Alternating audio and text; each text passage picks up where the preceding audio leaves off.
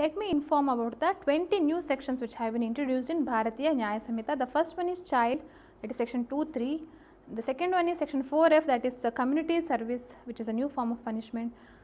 Next is section 69, which says that sexual intercourse by employing deceitful means is an offence. And section 48 is where it speaks regarding abatement outside India for offence in India. Section 95 is where if you employ a child for committing a crime, which becomes an offence.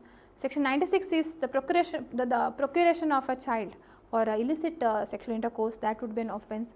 Then section 103(2), that is punishment for mob lynching.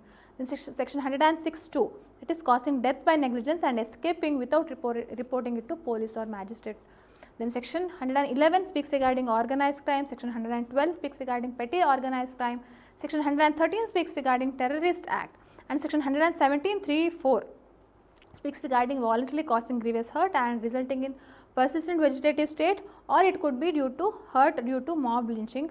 And section 152 speaks regarding act endangering sovereignty, unity and integrity of India, and section 195(2) speaks regarding such offences where assaulting or obstructing a public servant when suppressing riot.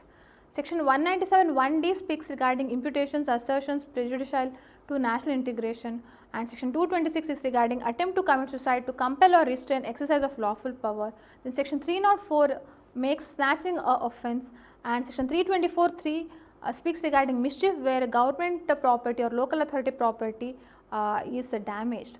Then section 341(3) or 4 speaks regarding making or possessing counterfeit seal etc. with intent to commit forgery, which is punishable under section 338. And the last section is section 358, which is repeal and savings, where Indian Penal Code has been repealed.